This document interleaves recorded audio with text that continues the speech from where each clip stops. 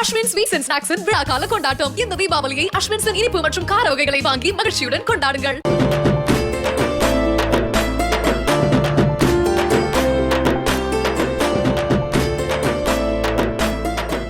தீபாவளி பண்டிகைக்கு இனிப்பு காரம் தயாரிப்பவர்கள் மற்றும் விற்பனையாளர்கள் பின்பற்ற வேண்டிய உணவு பாதுகாப்பு விதிமுறைகள் குறித்து சென்னை மாவட்ட உணவு பாதுகாப்புத்துறை நியமன அலுவலர் தெரிவித்துள்ளார். இதன்படி உணவு தயாரிப்புக்கு தரமான எண்ணெய், நெய் மட்டுமே பயன்படுத்த வேண்டும். பால் பொருட்களில் தயாரித்த இனிப்புகளையும் பால் அல்லாத பொருட்களில் தயாரித்த இனிப்புகளையும் தனித்தனியே பொட்டலமிட வேண்டும். உணவுப் பொருட்களை மூடிய நிலையில் வைத்திருக்க வேண்டும் என தெரிவிக்கப்பட்டுள்ளது.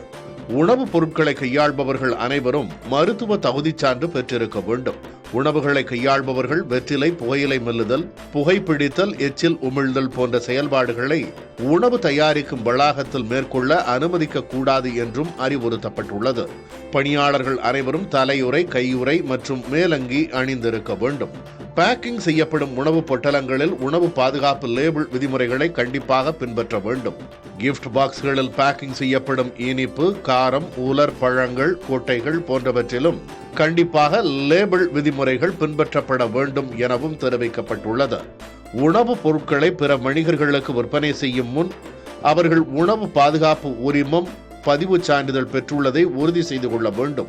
உணவு பாதுகாப்பு சட்ட விதிமீறல் இருந்தால் 9440423222 என்ற வாட்ஸ்அப் எண்ணிலும் TNFSD கன்சியூமர் ஆப் என்ற செயலியிலும் புகார் தெரிவிக்கலாம் என உணவு பாதுகாப்புத்துறை நியமன அலுவலர் தெரிவித்துள்ளார்.